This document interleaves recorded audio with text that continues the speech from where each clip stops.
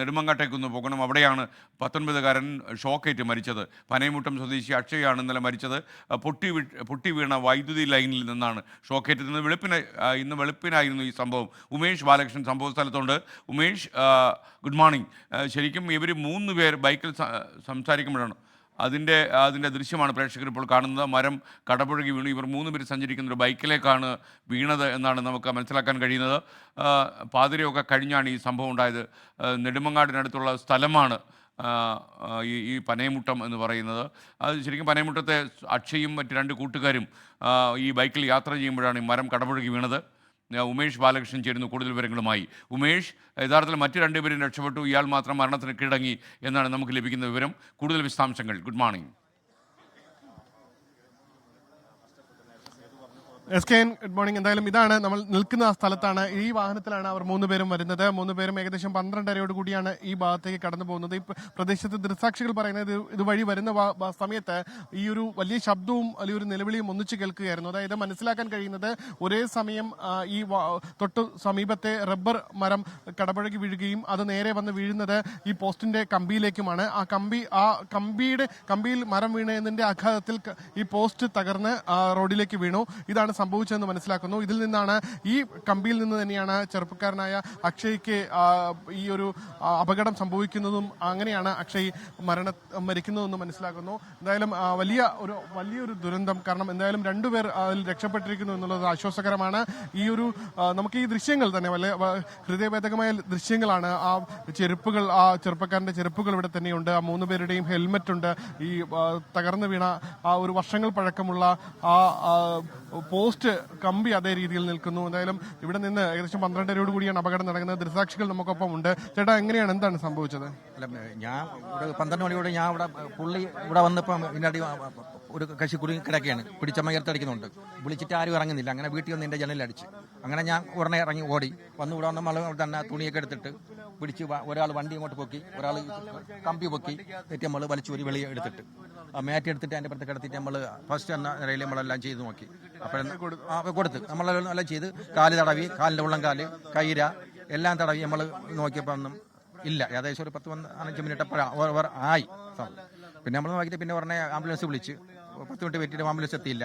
പിന്നെ അടുത്തുള്ളൊരു കലാമെന്ന് പറയും പുള്ളിയുടെ വണ്ടി വിളിച്ച് അത് കയറ്റി അവനെ കൊണ്ടുപോകും. ഇതൊരു മദ്രസയാണ്. ഒപ്പം ഈ മദ്രസയിൽ നിരവധി വിദ്യാർത്ഥികൾ പഠിക്കുന്നുണ്ട്. ഇതിന് നേരെ ഓപ്പോസിറ്റ് നിന്ന മരമാണ്, മരത്തിന്റെ ചില്ലയാണ് തകർന്നു വീഴുകയും ഇത് നേരെ ലൈൻ കമ്പിയിലേക്ക് വീഴുകയും ആ പോസ്റ്റ് ഇടിഞ്ഞു വീഴുകയും ചെയ്തു. എന്തായാലും ഇതൊരു പക്ഷേ പകൽ സമയത്തായിരുന്നു. ചേട്ടാ, ഈ മദ്രസയുമായി ചേർന്ന് നിൽക്കുന്ന ആളല്ലേ?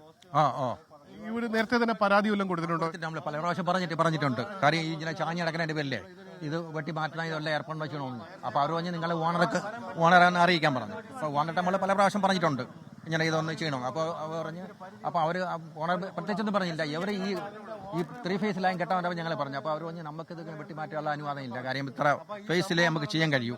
അത് അവർ നിങ്ങളെല്ലാം കൂടെ ശ്രമിച്ചെങ്കിലേ നടക്കൂ. നാട്ടുകാർ കൂടി ഇടപെട്ട് അതൊന്ന് ചെയ്യണമെന്ന് പറഞ്ഞു. പരാതി എഴുതി കൊടുത്തില്ല. നമ്മള് വരണം ഇങ്ങനെ സമയത്ത് ഓണറേലും പറഞ്ഞ് ഇവിടെ വരുന്ന സമയത്ത് നമ്മൾ പറഞ്ഞാണ്. വാർഡ് മെമ്പറാണിത്. പുള്ളി പല പ്രാവശ്യം പറഞ്ഞിട്ടുണ്ട്. നമ്മൾ എന്ന് വെച്ചാൽ മദ്രസയിൽ ഒരുപാട് കുട്ടികൾ പഠിക്കുന്നതാണ്. ഇത് സാധാ ലൈനായിട്ട് കുഴപ്പമില്ല. എല്ലാവരും കെ വി ലൈറ്റാണെങ്കിൽ നമുക്ക് ഭയങ്കര അപകടങ്ങൾ വരുത്താം. എന്തായാലും കൂടുതൽ ചേട്ടൻ ഈ സമയത്ത് ഇവിടെ ഉണ്ടായിരുന്നല്ലേ? ഉണ്ടായിരുന്നു. എന്താ കഴിച്ച? നമ്മളിവിടെ ഇറച്ചി കൂട്ടിക്കൊണ്ട് നിൽക്കുകയായിരുന്നു. അപ്പോൾ കാണാം 2 പയ്യന്മാർ ബൈക്കിൽ ഇങ്ങനെ വരെയിരുന്നു. വന്ന് നമ്മളെ വീടിൻ്റെ അവിടെ നിന്ന് ഒരു 5 സെക്കൻഡ് കൊണ്ട് ഇവിടെ എത്തും. അപ്പോൾ കാണാൻ ഭയങ്കര ഒരു ശബ്ദവും കേൾക്കുന്നു, 2 വിളിയും വിളിച്ച്.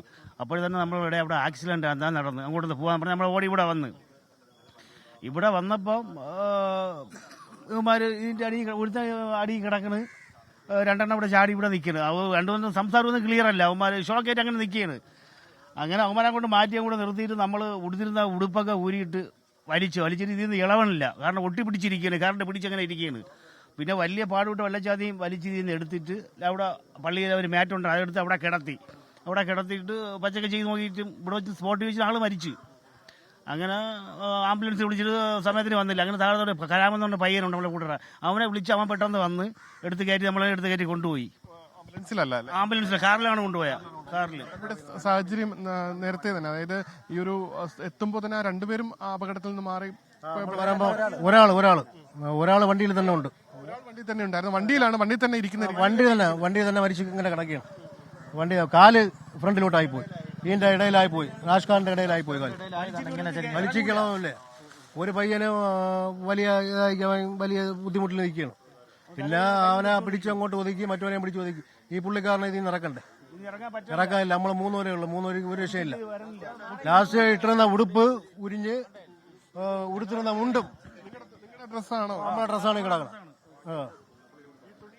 എടുത്തിട്ട് നിങ്ങൾ അതിൽ കുരുക്കെട്ട് പിടിക്കാൻ ഒക്കൂല, പിടിക്കാൻ കറണ്ട് കിടക്കുകയാണ്. കുരുക്കെട്ട് പിടിച്ചാണ് കൈ ഉടുത്തിരുന്ന മുണ്ട് കാലിലും കെട്ടിയാണ് വലിച്ചിറക്കിയത് പുള്ളിക്കാരന്. പുള്ളിച്ചിറക്കി അവിടെ കിടത്തി നമ്മൾ. കറണ്ട് ഉണ്ടായിരുന്നു, റോഡിൽ നിൽക്കാൻ പോയില്ല, കറണ്ട് ഉണ്ട്. KCB കട്ട് ചെയ്ത് അതെല്ലാം കഴിഞ്ഞ് ഒരു 10-20 മിനിറ്റ് കഴിഞ്ഞപ്പോൾ അവരിവിടെ എത്തി. വന്ന് എല്ലാം കട്ട് ചെയ്തു. അതായത് നോക്കൂല, KCB-കാരെ കുറ്റം പറയാൻ പറ്റില്ല. അവർ അറിഞ്ഞപ്പോഴേക്കില്ലേ എത്തി. അങ്ങനെ വന്ന് നല്ല ക്ലിയർ ആക്കി ചെയ്ത് ഇതെല്ലാം അവരാണ് ക്ലിയർ ചെയ്തേക്ക് പോയത്.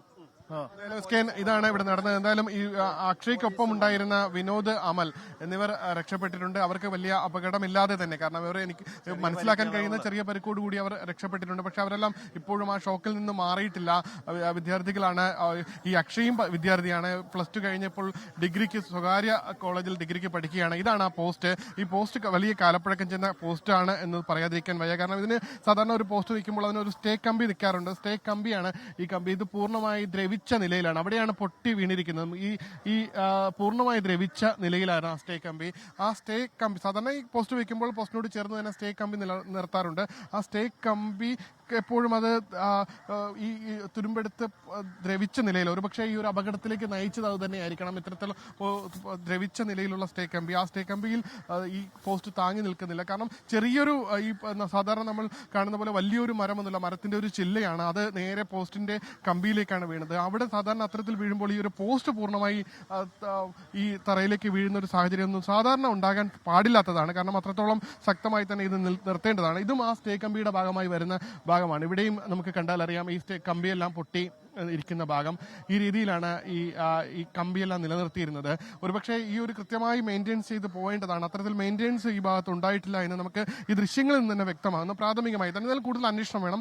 അന്വേഷണത്തിന്റെ ഭാഗമായിട്ടായിരിക്കും കൂടുതൽ വിവരങ്ങൾ പുറത്തു വരേണ്ടത്. പ്രാഥമികമായി നമുക്ക് മനസ്സിലാക്കാൻ കഴിയുന്നത് ഇത് ഈ പോസ്റ്റ് വർഷങ്ങൾ പഴക്കമുള്ളതാണ്. നമ്മളിവിടെ സംസാരിക്കുമ്പോൾ ഏകദേശം 35 വർഷത്തിലധികം പഴക്കമുള്ള പോസ്റ്റാണെന്നാണ് മനസ്സിലാക്കുന്നത്. ഈ പോസ്റ്റിൽ ഇതിനോടൊപ്പം പോസ്റ്റ് വീഴാതിരിക്കാൻ നൽകിയിരുന്ന കമ്പി, ആ കമ്പി ദ്രവിച്ച് ഓരോ ഭാഗങ്ങളായി. കാരണം ഏറ്റവും അടിഭാഗത്തേക്ക് നോക്കുമ്പോൾ ഒരുപാട് നല്ല കട്ടിയുള്ള കമ്പിയാണ്. പക്ഷെ മേളിലേക്ക് എത്തുമ്പോൾ നമുക്ക് ഈ കമ്പി പൂർണ്ണമായി പൊട്ടിപ്പൊളിഞ്ഞ് പോയിരിക്കുന്ന സാഹചര്യത്തിൽ തന്നെയാണ് ഉള്ളത്.